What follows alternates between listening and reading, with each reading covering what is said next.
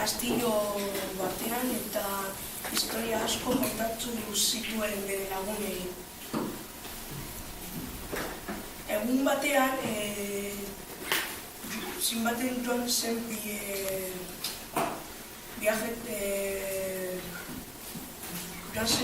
batera eta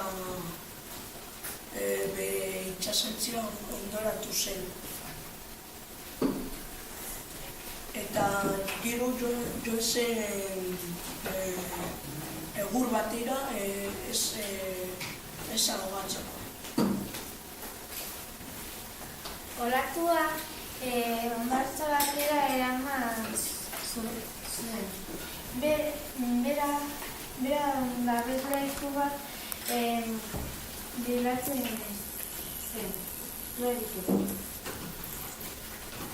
Esnatzean argaitz baten gainean zegoen. Bapatean oilu bat entzun zen. Hegazti bat beraren gana etorri zen, eta orduan konturatu zen argaitza arrauts bat zela.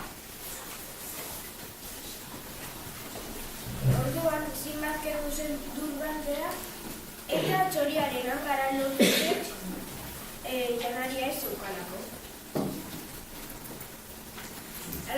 Halako batean txoriarengatik askatu zen. Txoriarengatik eta diamantea zaintzen zugo batzuk zeudenekuan jauzi zen. Leku horian haragi puskat zeuden eta barruan zeuzkaten diamanteak, zubeak urte zirelako. Jauzi zenean haragi puska bati lotu zen. Irgaldearekin, bere gorputxari.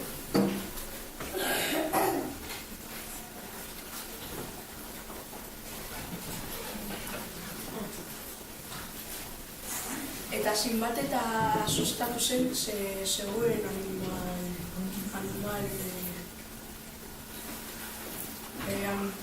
handia. Geroago zinbaderi hegazti bat hartu zuen hanketik eta eraman zion.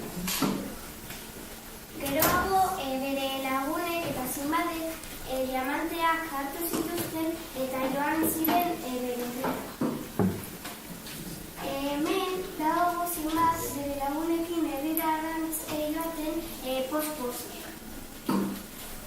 Eta zinbadek monstruekin borroka egiten du eta ametsak izaten du monstruekin.